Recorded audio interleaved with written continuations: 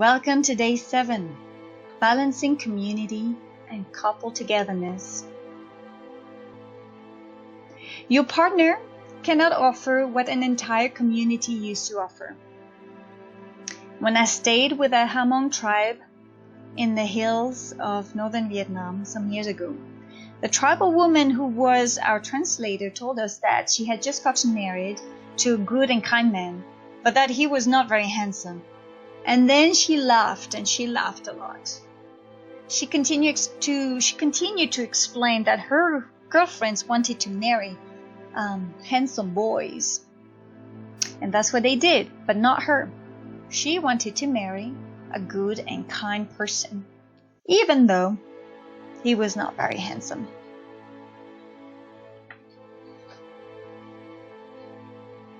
And that's when I realized that she did not have the kind of high expectations about her husband that most Westerners have. She did not expect her husband to be good, kind, as well as handsome, a good provider, with a high social status, with an ability to make her laugh, and a confident, a person who would meet all her emotional and physical and spiritual needs. No.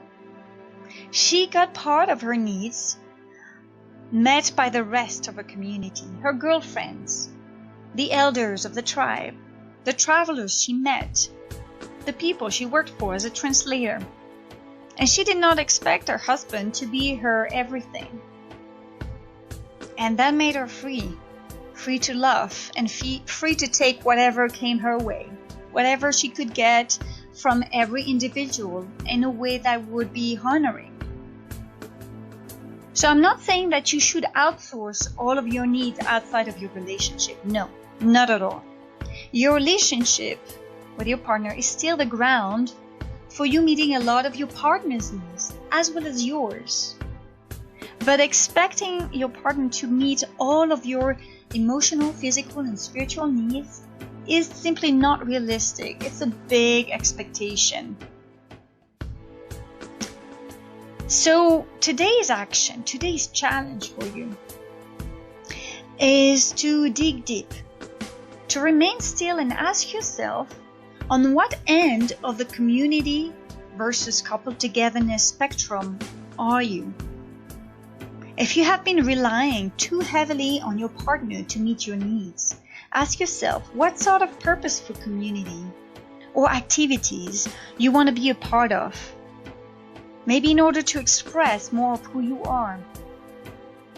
If your support system is narrow, how can you expand it to include people, activities that fill your emotional cup? And when you do that, make sure that you surround yourself with non-judgmental people. People who are supportive, people who lift you up, people who show compassion, people who do not take sides, for there will be a detriment to your relationship. People who already are in healthy, fulfilling couple relationships. That's the kind of people you want to surround yourself with. And if your community cannot offer this at the level you need, I'd like to invite you to join our private Healing Relationship Circle on Facebook. And also join the Artemis Healing Relationship website. There's access to a lot of content there. You might be able to connect with us this way. And if you have been relying too heavily on your community or support group at the expense of your couple relationship, ask yourself, what activity or group have I relied on at the expense of my togetherness and connection with my partner? Where have I been running to in order to avoid connecting with my partner? This is a time to be honest with yourself. What am I giving to others that I am withdrawing or withholding from my partner? Is it attention, openness, love, interest, closeness? Today, decide how you will redirect your energy back to your relationship, or how you will direct your energy towards a bit more community support. Find the balance for you. It's different for everybody.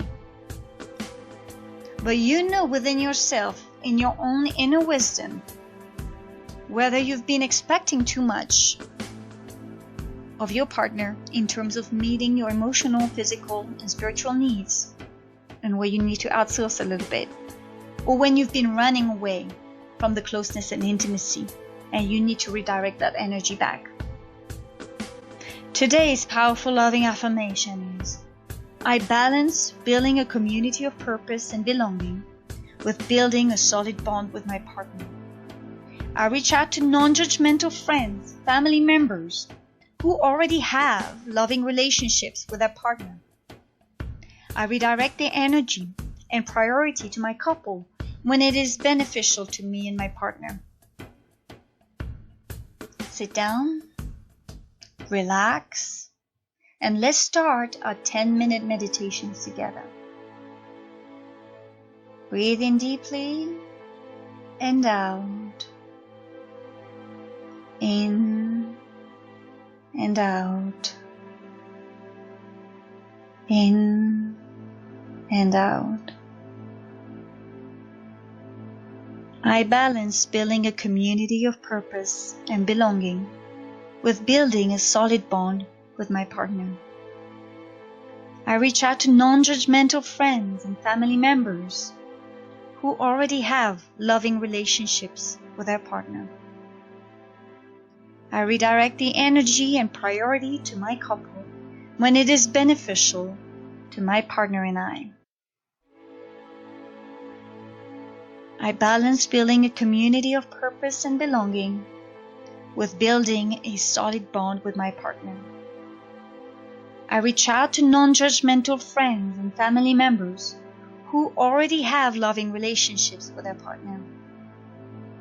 I redirect the energy and priority to my couple when it is beneficial to my partner and I. I balance building a community of purpose and belonging with building a solid bond with my partner. I reach out to non-judgmental friends and family members who already have loving relationships with their partner. I redirect the energy and priority to my couple when it is beneficial to my partner and I.